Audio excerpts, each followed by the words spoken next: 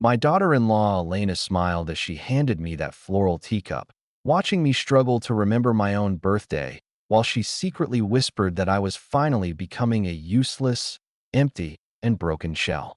I had spent 3,650 nights in this hazy bedroom, drugged into a stupor while she drained $400,000 from my retirement accounts and took over my private villa. She thought the fog would last forever, but one spilled cup of chamomile tea was about to clear my head and expose her lies, and that was the moment everything finally turned for me. My name is Gerald Whitaker. I'm 60 years old, and I've lived in this Scottsdale estate for 3 decades after retiring from a long, successful career as a high-level structural design and safety engineer. I spent my younger years building massive bridges across the country, but for the last decade, I've been a prisoner in my own mind, believing that early-onset dementia was slowly stealing my entire functional life. I trusted Elena because she was the only one who stayed to care for me, never realizing her kindness was a mask for a deep grudge she held against me from over 20 years ago. My son David married her 10 years ago, right around the time my health began its mysterious and rapid decline, leaving me dependent on her for every single meal and every dose of medication. I used to be a man of precision and logic, managing multi-million-dollar projects with ease, but suddenly I couldn't even remember if I had eaten breakfast or where I left my house keys. Elena told everyone in our social circle that I was failing fast, effectively isolating me from my old colleagues and friends who might have noticed that my symptoms didn't match any known neurological disease. She would sit by my bed and read the bank statements aloud, showing me balances that were dwindling toward zero, while she sighed about the high cost of my specialized and necessary home care. Whenever David came home from his job at the architecture firm, she would put on a performance of the exhausted but devoted wife, wiping my chin while I sat there in a silent daze.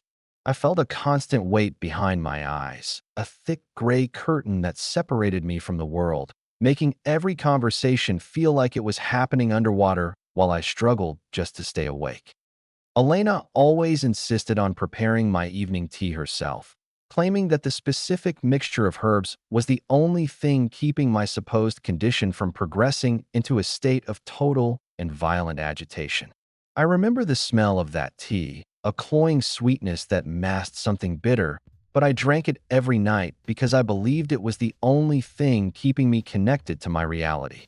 For 3,000 days, I lived in a cycle of sleeping 16 hours and drifting through the other 8, watching my life's work being dismantled by a woman who claimed to love my family. The doctors were puzzled by my case, but Elena always went to the appointments alone to speak with them, coming back with new prescriptions that only made the darkness in my mind grow even heavier. She told me my father had died of the same thing, a lie I couldn't verify because my memory was so fractured and I couldn't even operate a computer or a simple modern cell phone. I watched her buy expensive jewelry and designer clothes, all while she claimed we were struggling to pay the property taxes on the house I had paid off in full 20 long years ago. One Tuesday evening, the routine changed forever when Elena tripped on the edge of the expensive Persian rug she had bought with my money, sending the floral teacup crashing onto the hardwood floor. She cursed under her breath, a sharp and venomous sound I had never heard from her before, and she didn't bother to make me a second cup because she was late for a dinner party. I lay there in the silence of my darkened room, waiting for the familiar wave of sleep to wash over me. But for the first time in a decade, the tide never came in tonight. Around 3 in the morning, the heavy pressure behind my eyes began to lift, and the blurry shapes in my bedroom suddenly sharpened into clear, recognizable objects that I hadn't truly seen in many years. My thoughts, which usually felt like tangled yarn, began to straighten out, and I remembered with startling clarity the day I had first met Elena at a business gala over a full decade ago. I realized she was the daughter of Marcus Thorne, a man whose construction company had collapsed after I exposed his fraudulent safety records during a major bridge project back in the late 90s. The realization hit me like a physical blow, and I sat up in bed, my heart racing as I understood that my illness wasn't biological, but a carefully planned and executed slow-motion family murder. I stood up on shaky legs, muscles that had been dormant for years screaming in protest, and I slowly navigated my way toward the bathroom mirror to see the gray ghost I had finally become. My face was gaunt and my hair was a wild mess of white, but my eyes were bright and focused for the first time since David's wedding day, filled with a cold and burning rage. I needed to move quickly before she returned, so I crept out into the hallway, listening to the silence of the house that had become my gilded cage for the last 10 miserable, hazy years. I reached Elena's private study, a room I was strictly forbidden from entering, and I began searching through the mahogany desk for any evidence of the poison she had been feeding me every single night. Behind a false panel in the bottom drawer, I found a collection of amber pill bottles with labels that had been scratched off, containing small blue tablets that smelled exactly like my nightly tea. I also found a leather-bound journal where she had meticulously recorded the dosages she gave me, along with notes about how much of my money she had successfully moved into her secret offshore accounts. One entry from 3 years ago chilled my blood, where she wrote that I was sturdier than she expected and that she might need to increase the concentration to finish the job very soon. I heard the front door click open and the sound of Elena's heels on the marble floor, so I scrambled back to my room and dove under the covers just as she passed my door. I squeezed my eyes shut and slowed my breathing, mimicking the heavy, slack-jawed state I had been in for years, praying she wouldn't notice the frantic pounding of my heart against my ribs. She stood in the doorway for a long minute, the scent of expensive perfume and wine wafting toward me, before she whispered that I looked like a pathetic old dog just waiting to die. The next morning, I woke up feeling more alert than ever, but I knew I had to maintain the charade of the confused, helpless invalid if I wanted to survive and get my justice. When Elena brought me my breakfast tray, I let my hand tremble and I spilled a bit of the oatmeal on my shirt, watching her sneer with a mixture of pure disgust and cold satisfaction. I looked at her and asked for my special tea, keeping my voice high and thin, and she laughed, telling me I would have to wait until tonight to get my favorite little treat. Throughout the day, I watched her from my window, seeing her walk through my garden like she already owned every blade of grass, barking orders at the landscapers I had hired many years ago. I realized she had fired my old staff and replaced them with people who only reported to her, ensuring that no one from my past would ever get close enough to see the truth. My son David came into my room before leaving for work, kissing my forehead and telling me he loved me, his voice thick with the grief of losing a father who was still alive. I wanted to grab his arm and scream that I was fine, that his wife was killing me, but I knew she was likely monitoring us through the hidden cameras I now finally noticed. I had designed high-security facilities for the government, so I began spotting the tiny lenses hidden in the smoke detectors and the bookshelf, realizing I was being watched every second of the day. I spent the afternoon pretending to nap, but underneath the blankets, I was mentally mapping out the house and calculating exactly how much time I had between Elena's scheduled errands and her late return. When she left for her weekly spa appointment at 2 o'clock, I moved with a speed that surprised me, heading straight for the basement where I kept my old, heavy-duty engineering and computer equipment. I found my old laptop hidden behind a stack of dusty blueprints, a machine that wasn't connected to the house's local network, and I prayed the battery still held a small charge after years. Using the guest Wi-Fi from the neighbor's house, which I had helped set up years ago, I logged into my secondary secure server that Elena didn't even know existed during our better times.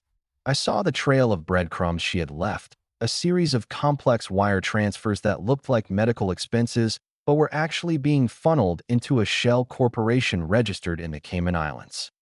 She had used my electronic signature, which she must have forged or forced me to provide while I was in a drug-induced trance, to sell off my remaining shares in the engineering firm.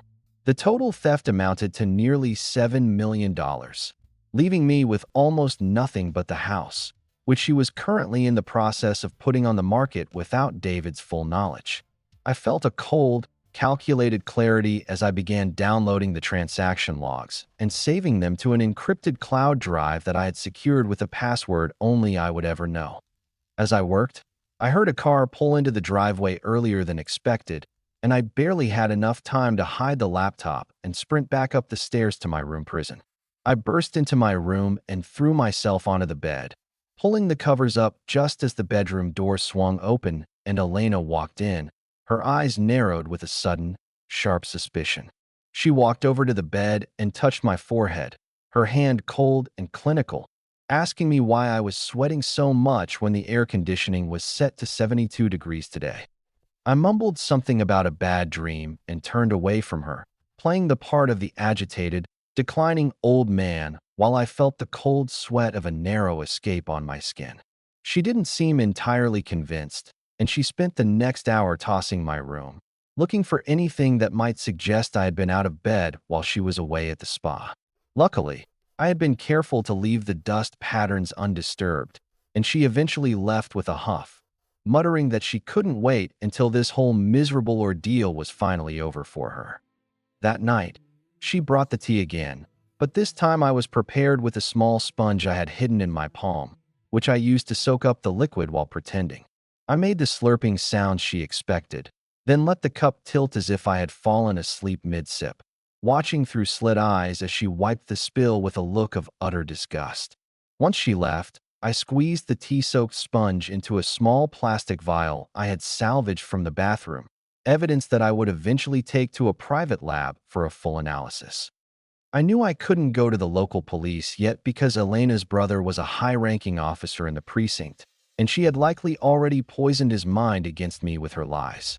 I needed an outside force, someone she couldn't manipulate or intimidate, so I thought of my old friend Arthur, a retired federal prosecutor who lived 3 hours away in the city of Sedona. Arthur and I had been through the trenches together during the corruption trials of the 90s, and I knew he was the only man I could trust with my life in this secret. The problem was getting in touch with him without Elena finding out, as she checked the house phone logs every single night, and I didn't have a mobile phone of my own anymore. I remembered that David's old tablet was still in the guest room closet, an older model that might still work if I could find a way to charge it without drawing any attention. The next day, while Elena was busy arguing with a real estate agent in the kitchen about the listing price of my home, I slipped into the guest room and found the device. It was buried under a pile of old blankets, and to my relief, it still had the charging cable attached to the back of the small nightstand, hidden from a casual, quick glance. I plugged it in and watched the screen flicker to life, the bright light feeling like a beacon of hope in the middle of the dark nightmare I had been living for years. I sent a short, coded message to Arthur's private email address, using a phrase we hadn't used since our days working on the Thorne investigation, telling him that the bridge was finally falling. I sat in the closet for 20 minutes, my breath held tight, until a reply popped up on the screen that simply said he would be at the park near my house tomorrow. Now I had to find a way to get out of the house and to the park without Elena or her hired goons seeing me, a task that seemed almost impossible given my condition. I decided to use her own greed against her, knowing that she had a meeting with the estate lawyer at 4 o'clock to discuss the final transfer of my remaining power of attorney. I told her during lunch that I wanted to sit on the back porch to see the birds, and she agreed, thinking I was too weak to move more than a few feet.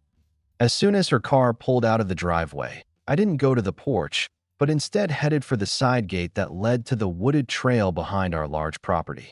My heart was thumping against my ribs as I stepped onto the dirt path, feeling the sun on my face for the first time in a decade without the haze of her poison. I reached the rusty iron gates of the community park, my breath coming in short, ragged gasps as my weakened lungs struggled to keep up with the frantic pace of my desperate, sudden escape. Scanning the rows of benches, I finally spotted Arthur sitting near the duck pond, wearing a tan trench coat that made him look every bit the formidable federal prosecutor I once knew so well. When he looked up and saw me, his face went pale with a mixture of pure horror and immediate recognition, barely recognizing the hollowed-out ghost of the man who was once his closest friend. I didn't waste a single second on pleasantries, sliding onto the bench beside him and pressing the small plastic vial of drugged tea and the encrypted USB drive into his cold and trembling hands. I whispered the truth in a voice that sounded like grinding gravel, telling him about the 10 years of fog, the secret accounts, and the vengeful woman who was currently destroying my entire life.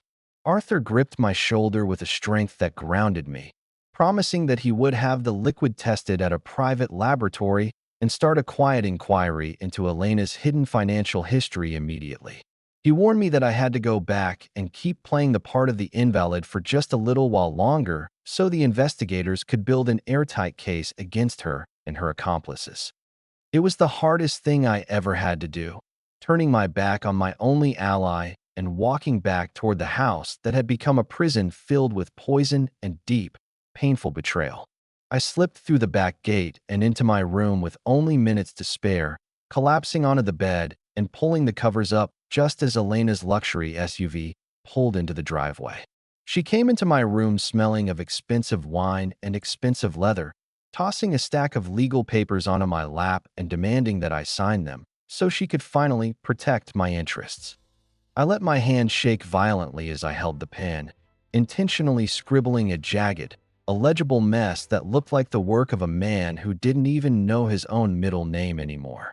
Elena screamed in frustration, snatching the pen away and calling me a brain-dead burden, her voice dripping with a hatred that made me wonder how I ever let her into my family's quiet home. For the next 3 days, I lived a double life, enduring the bitter taste of the drug tea that I hid in my mouth and spat out into the bathroom sink once she left. Every moment was a calculated risk as I watched her through the hidden cameras I now knew were there, seeing her make calls to shady realtors about selling my estate behind David's back. I heard her laughing on the phone with her brother, the police officer, joking about how I was circling the drain and how the inheritance money would be in their pockets very soon indeed. The anger inside me burned like a cold blue flame, giving me the strength to keep my eyes glazed and my mouth slack whenever she entered the room to check on her dying investment. On Thursday afternoon, Arthur sent a coded text to the old tablet I had hidden, confirming that the tea was laced with a dangerous cocktail of high-dose sedatives and memory-erasing, heavy psychotropic drugs. He also found that Elena had been paying off a crooked doctor named Dr. Eris to sign my medical evaluations, creating a false paper trail that proved I was mentally incompetent to manage affairs. I realized that the trap was closing in, as she had scheduled a final evaluation for Monday morning to have me legally committed to a private sanitarium in the high desert of Arizona. If she got me into that facility, I would never come out alive, as she would have total control over my medication and my fate without anyone left to stand in her way now.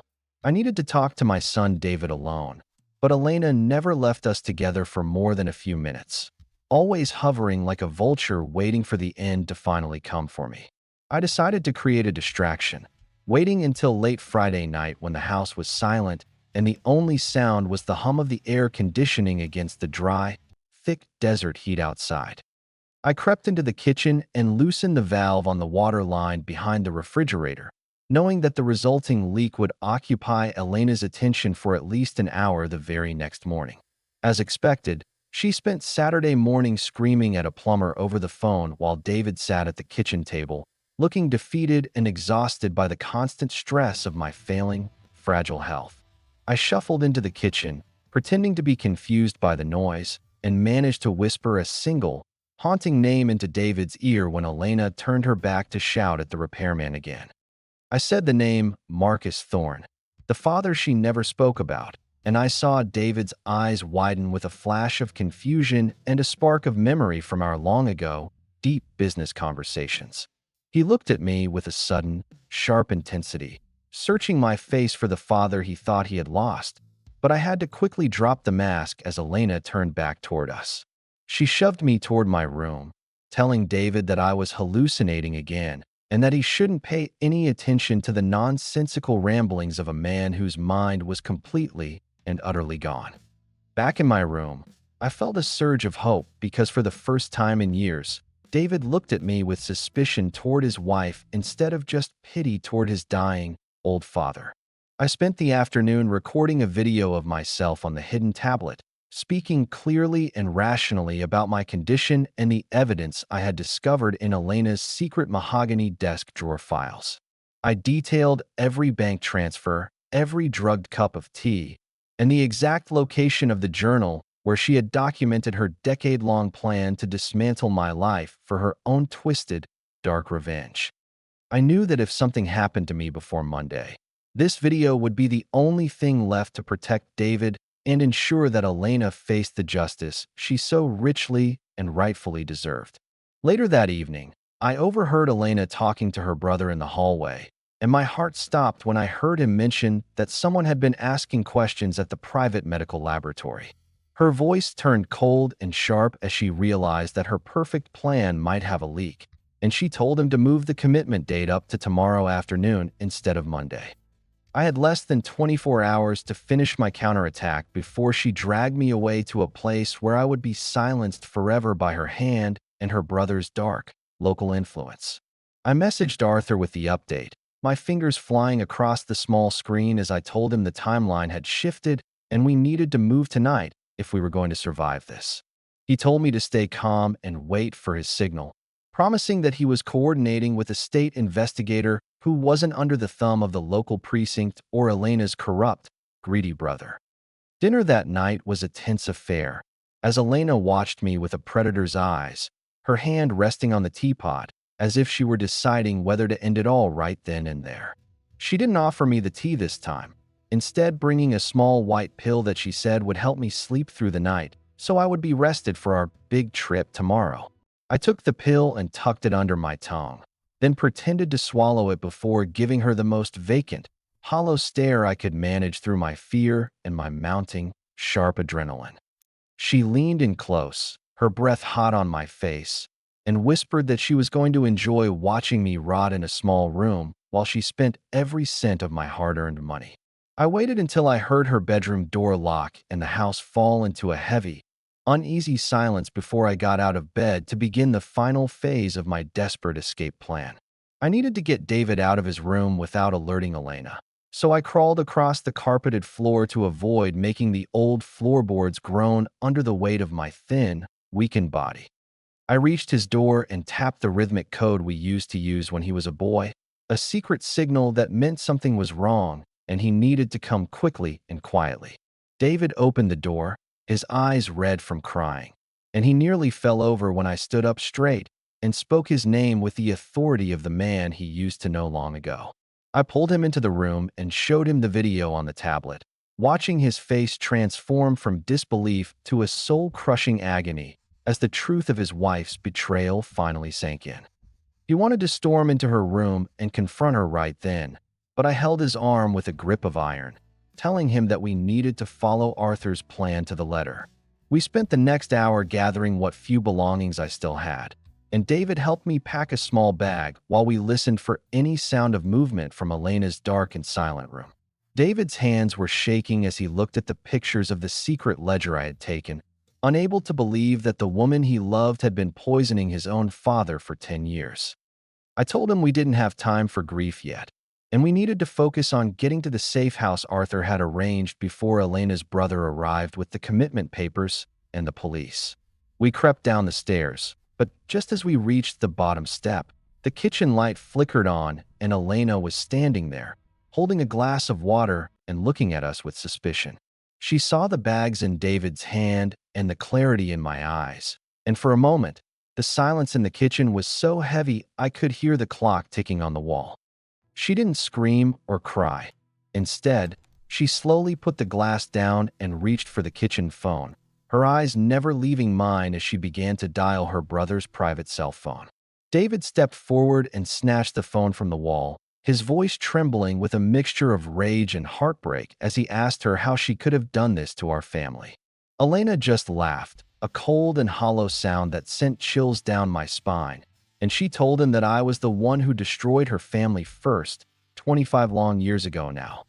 She claimed that my engineering report had not just bankrupted her father, but had driven him to take his own life in a dirty motel room while she was still only in college. I tried to tell her that the report was honest and that her father had cut corners that would have killed hundreds of people, but she wasn't listening to anything but her own pain. She pulled a small canister of pepper spray from her robe and aimed it at us, telling us that we weren't going anywhere and that her brother was already on his way here. The sound of a car doors slamming out front echoed through the house, and my blood ran cold as I recognized the heavy, rhythmic footsteps of Elena's brother, the corrupt and dangerous police sergeant. He didn't knock, using his key to barge into the foyer with a pair of silver handcuffs and a stack of commitment papers that would legally sign my life away to the desert sanitarium. Elena pointed a trembling finger at us, her voice a screech of pure hysteria as she told him that David was trying to kidnap me and that I was having a violent, delusional episode. Her brother reached for his holster, his face a mask of professional indifference, as he told David to step aside and let the professionals handle the situation before someone ended up getting seriously hurt. I stood my ground, my heart hammering against my ribs like a trapped bird, and I told him that I knew about the offshore accounts and the bribes he had taken from his sister. The sergeant paused, his eyes narrowing with a sudden, sharp flick of fear, realizing that the demented old man he had been helping to rob for 10 years was suddenly very lucid and dangerous. He laughed it off, calling me a pathetic liar, but I saw his hand tremble slightly as he moved to grab my arm and force me toward the front door and the waiting car. David stepped between us, his voice low and steady, telling his uncle-in-law that if he touched me, he would be making the biggest mistake of his life and his long career in the force. Elena was screaming in the background, telling her brother to just shut me up and take me away. Her mask of the devoted and caring daughter-in-law finally shattered into 1,000 jagged pieces. Just then, the tablet in my hand chirped with a notification, a live feed from the front gate, showing 3 unmarked black sedans pulling into our driveway with their headlights off and engines idling. Arthur had arrived with the state investigators, and the look of sheer, unadulterated panic on the sergeant's face was the most satisfying thing I had seen in over a decade of dark, hazy misery. He tried to usher us into the back room to hide the evidence, but the front door was already being kicked in by men with badges that outranked his small-town authority and his local power. I watched as the state troopers swarmed the house, their voices a deafening roar as they ordered everyone to put their hands in the air and drop any weapons they were currently holding tight. Elena tried to run for the kitchen, probably to grab the ledger or the poison, but 2 officers tackled her to the ground before she could even make it past the mahogany dining table. Her brother stood frozen in the middle of the hallway, his hands raised in surrender, as he watched his entire world of corruption and greed crumble around him in a matter of seconds. David and I stood together in the center of the living room, 2 survivors of a decade-long war that had finally come to an end on this cold and moonless Arizona desert night. As they led them away, I felt the first real breath of fresh air enter my lungs, knowing that the battle was won but the long road to healing was only just beginning. The flashing lights of the police cruisers painted the living room walls in rhythmic strokes of red and blue, a chaotic light show that finally signaled the end of my 10-year-long silent nightmare.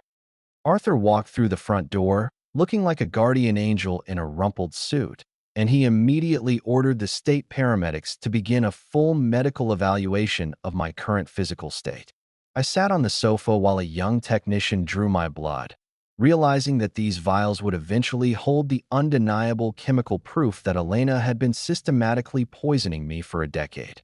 David sat beside me, his head in his hands as he watched his wife being read her Miranda rights, the sound of the handcuffs clicking shut echoing through the house like a heavy gavel. Elena's brother tried to argue with the lead investigator, but they already had the warrants for his personal bank records and the evidence of the bribes he had taken to protect his sister. As they were led out to the separate patrol cars, Elena turned and gave me one last look of pure, unadulterated venom, her mask of the loving daughter-in-law completely gone and replaced by malice. The house felt strangely quiet once the police left, and I looked around at the expensive furniture Elena had bought with my stolen money, realizing that none of it really belonged in my home.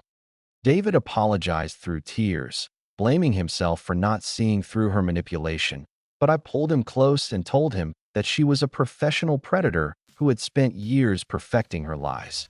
The following morning, I was admitted to a specialized detox center where the doctors worked around the clock to flush the remaining toxins from my system and stabilize my long-neglected neurological health.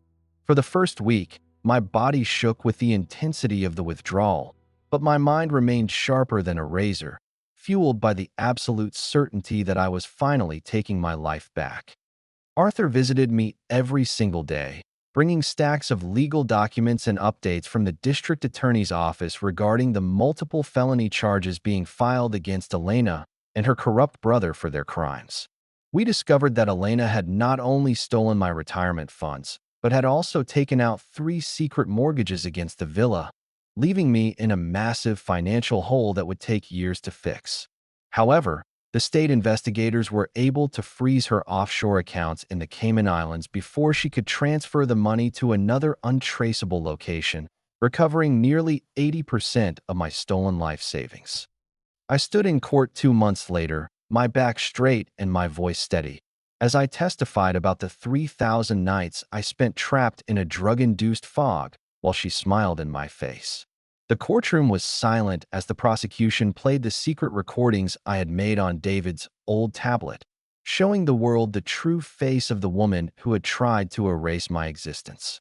Elena's defense attorney tried to claim that I was still suffering from dementia and that my testimony was unreliable, but the blood tests and the secret ledger made their arguments look completely pathetic. When the judge handed down the sentence of 25 years without the possibility of early parole, I felt a weight lift off my shoulders that I hadn't even realized I was still carrying around.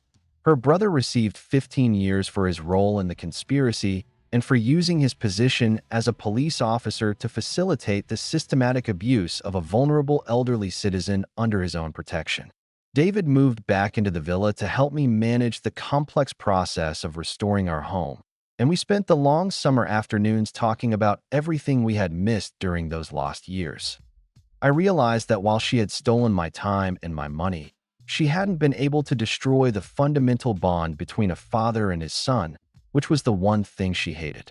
We held a small ceremony in the backyard to reclaim the space, burning the floral teacups and the mahogany desk where she had kept her dark secrets, letting the smoke carry away the remnants. I decided to return to my old engineering firm as a consultant, using my experience to mentor the next generation of designers and ensuring that the bridges we built were safe and structurally sound. My physical strength returned slowly, but I began walking 3 miles every morning through the desert trails, reclaiming the body that had been a stagnant prisoner for an entire decade of my life here. I hired a new staff of people who genuinely cared about the house, creating a warm and welcoming environment that felt like the home I had built with my late wife all those years ago. David started his own architectural practice, and we collaborated on a new community center project that would provide a safe haven for seniors who were at risk of financial exploitation or domestic and family abuse. I contacted the families of the other victims who had been cheated by Marcus Thorne, offering them a portion of the recovered funds as a gesture of goodwill and a way to balance the scales. I realized that Elena's revenge was built on a foundation of lies, as her father had been a man of greed who didn't care about the lives he put at risk for a bigger profit. By exposing her, I wasn't just saving myself. I was finally putting an end to the cycle of corruption that her family had tried to perpetrate against the honest people of this great American city. I sat on my porch one evening, watching the sunset over the mountains, and I realized that the silence was no longer a threat, but a peaceful companion in the new life I had earned. I kept the small vial of tea on my mantle as a reminder of the darkness I had escaped, a symbol of the resilience of the human spirit and the power of a clear mind. My memory was now better than it had been in my 50s, as the absence of the heavy sedatives allowed my brain to function at a level of clarity that felt like a true miracle. I began writing my memoirs, detailing the entire ordeal so that others could learn the warning signs of elder abuse and the importance of maintaining control over one's own legal and financial affairs in life.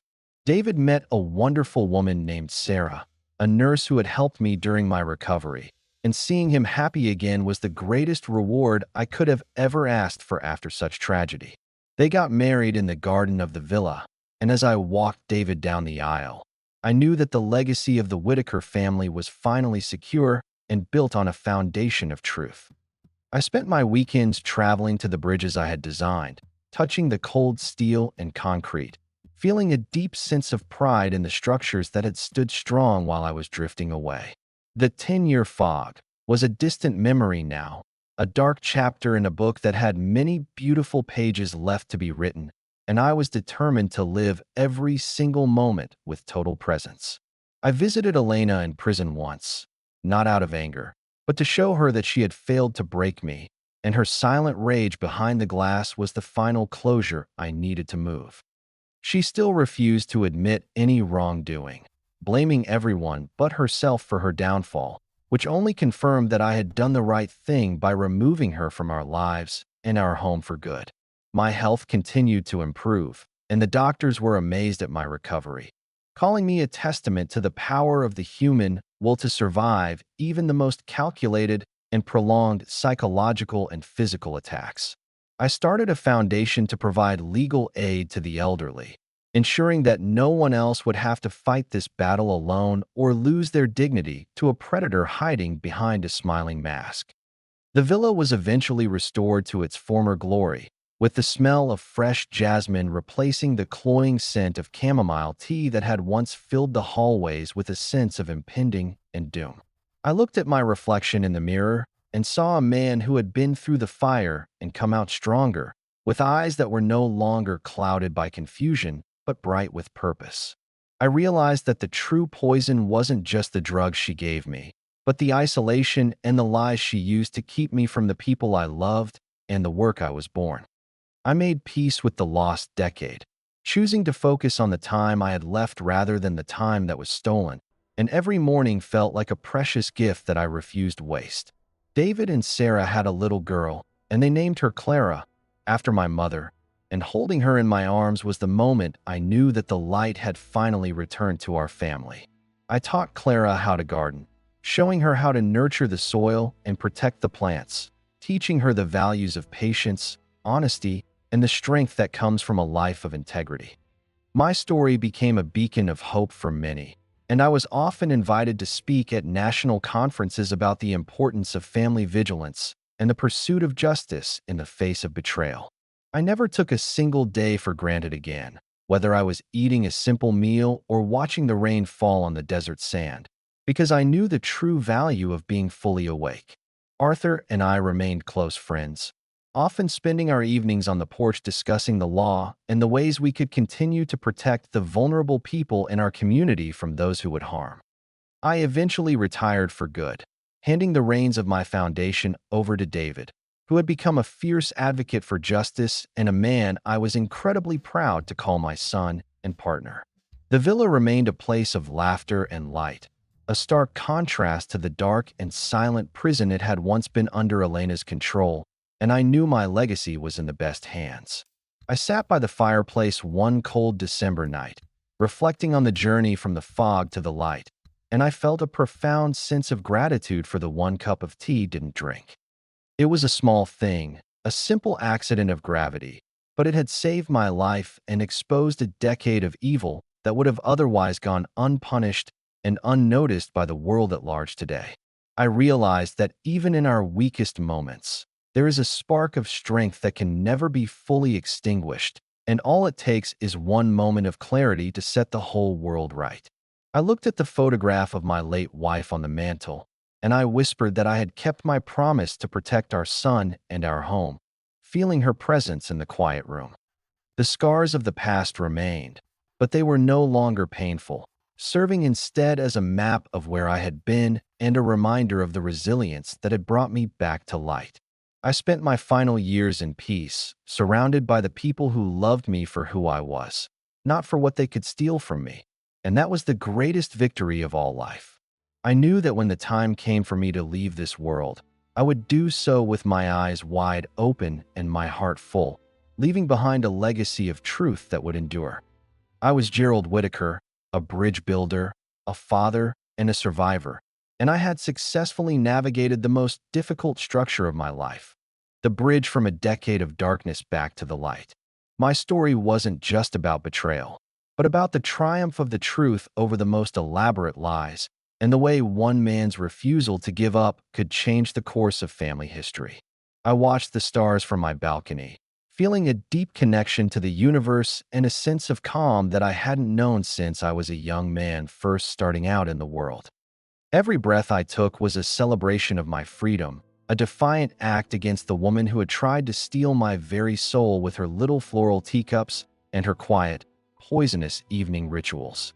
David often joked that I was the busiest retired man in Arizona, and I would just laugh and tell him that I was simply making up for all the time I spent sleeping away life. We traveled together to see the great bridges of Europe, admiring the engineering and the history, and I felt a renewed sense of wonder at the world that I had almost lost forever to her. I became an advisor to the City Council on Public Safety, using my expertise to ensure that our infrastructure was built to last for generations and that our citizens were always protected from hidden dangers. I felt a deep sense of closure when the last of the legal cases was finally settled, and the chapter on Elena and her brother was officially closed in the eyes of the law today. My home was no longer a place of secrets, but a place of openness and honesty, where every door was unlocked and every conversation was held in the light of the truth and respect.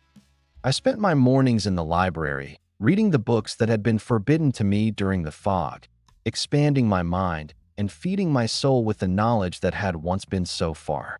I realized that the greatest power we have is the power to choose how we respond to the challenges we face, and I had chosen to fight for my life and my family's future.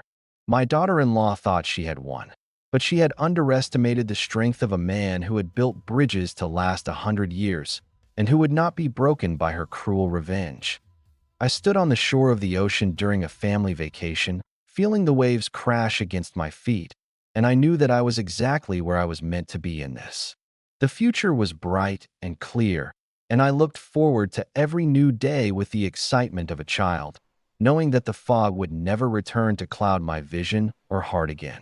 I had reclaimed my name, my fortune, and my family, but most importantly, I had reclaimed my self-respect and the dignity that comes from standing up for the truth no matter the personal cost. As the evening sun dipped below the horizon, I closed my eyes and whispered a thank you for the strength to survive and the wisdom to finally find my way back home again.